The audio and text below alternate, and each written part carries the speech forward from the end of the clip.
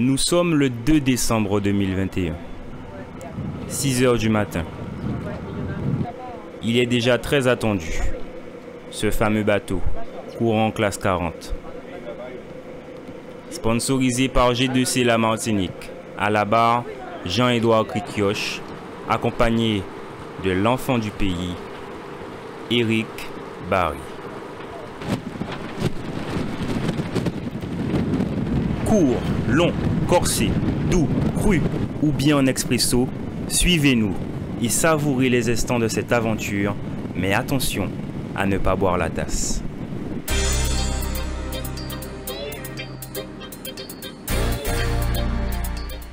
Attendu entre 7h45 et 8h15 selon l'état de la veille, l'estimate time arrival, le voilà chez lui, au large de la magnifique baie de Fort-de-France.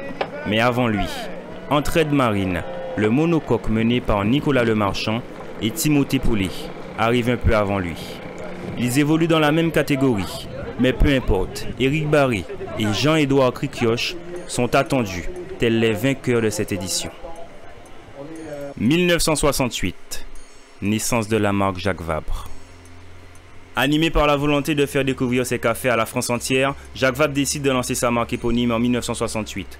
Son expertise lui a permis de s'imposer au fil du temps comme une marque de café incontournable et de devenir le leader du marché des années 70. 1993, création de la Transat Jacques Vabre.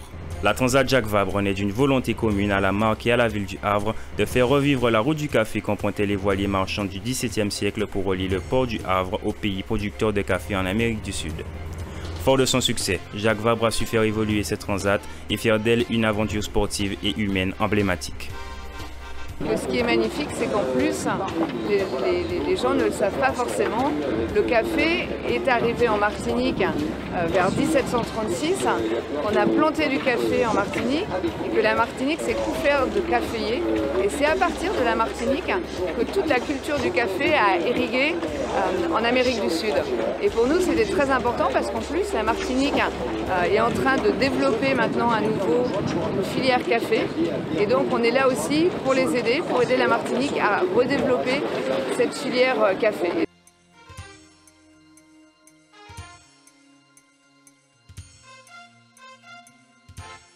Absente lors de l'édition précédente, elle fait son grand retour cette saison. Cette catégorie est si impressionnante qu'elle mérite qu'on s'y attarde. Avec les bateaux les plus rapides, naturellement ils héritent du parcours le plus long. La première partie, un tronc commun pour toutes les classes. Il faudra sortir de la Manche, soit en allant chercher les côtes anglaises ou en rasant la pointe du Corentin. Ensuite, ce sera la traversée du golfe de Gascogne, qui peut parfois être très dur à manœuvrer à cause des possibles vents forts en novembre. Une fois le cap Finistère franchi, il faudra descendre pour rallier les Alizés et c'est là, au sud des Canaries, que les trois parcours se séparent. Le waypoint à contourner est représenté par un autre archipel brésilien, à côté de Rio de Janeiro, Trinidad et Martin Vaz. Là encore, il faudra doubler le passage de l'équateur et ce fameux poteau noir. Alors qu'elle a pour habitude de rallier les côtes de l'Amérique latine, cette course a aujourd'hui décidé de faire cap sur la belle île de la Martinique.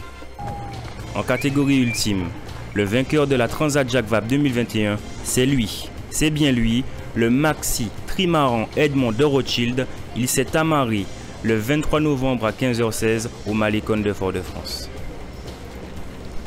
Avec un trimaran très impressionnant, communément appelé les géants des mers, le célèbre Franck Camas et son coéquipier Charles Caudrelier possédaient une machine de guerre. Ralliant la ligne d'arrivée en très exactement 16 jours, 1 heure, 49 minutes et 16 secondes, ils n'ont pas fait de la dentelle avec leur adversaire. Bienvenue en Martinique. La mort elle est molle, c'est beaucoup. Bravo. Et puis on avait forcément vis-à-vis de la concurrence, on ne savait pas ce que ça allait donner, mais les premiers jours de course on était au contact, voire à vue souvent et on se comportait pas mal par rapport au bateau neuf, donc c'est plutôt rassurant et la confiance est montée de jour en jour et puis après avec l'avance on avait hâte d'arriver le plus tôt possible évidemment qu'on est devant.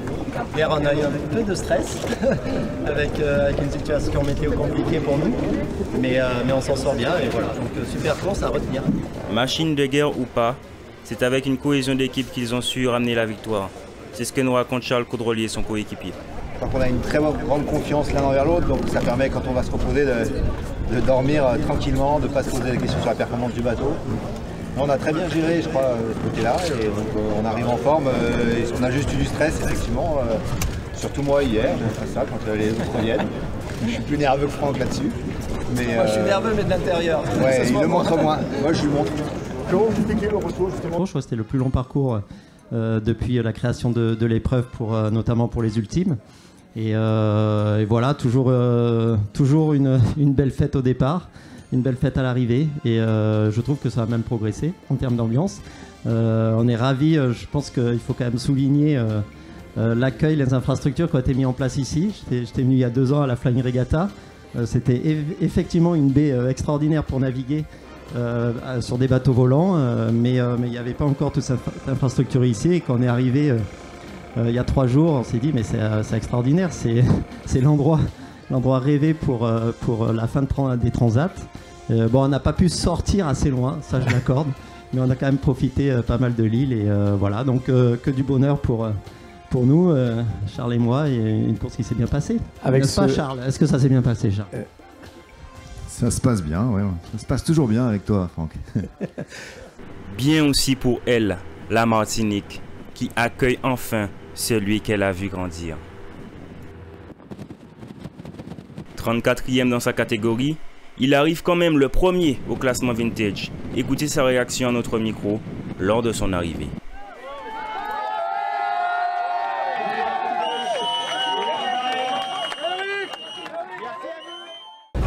Oui, parfait. Ça va? Comment tu te sens du coup arrivé en Martinique chez toi? Ah ben, fier de rentrer à la maison et puis content d'être là. Il fait beau, il fait chaud.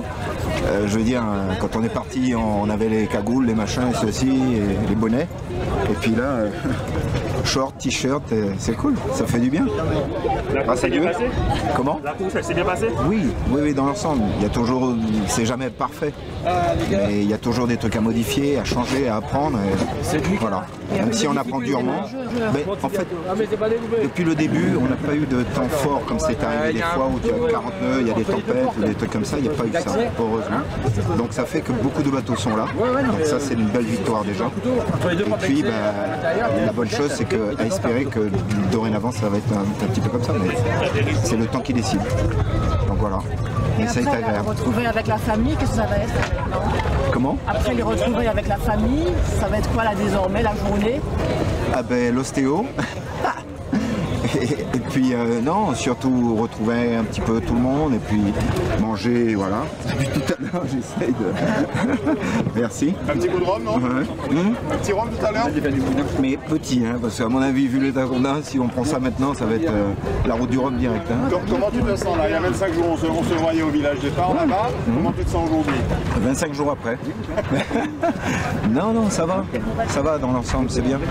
On peut pas dire qu'on est crevé ou etc. Mais c'est sûr que ces derniers jours, ces 4 derniers jours, on n'a pas beaucoup dormi, quoi, je veux dire. L'image d'hier soir, voilà. On peut pas, c'est pas possible. Gagner le challenge vintage, les bateaux ancienne génération, c'est une belle victoire. C'est joli, bien sûr. Je veux dire, déjà pour Jean-Edouard qui a mis des bateaux, je veux dire, qui a participé à ce bateau, plutôt que de faire l'office d'aller voir un nouveau bateau. Et oui, c'est un gros chapeau, quoi. C'est un joli clin d'œil, quoi, en même temps. En tout cas, pour lui, je suis content. Bravo, Eric. Ouais. Merci.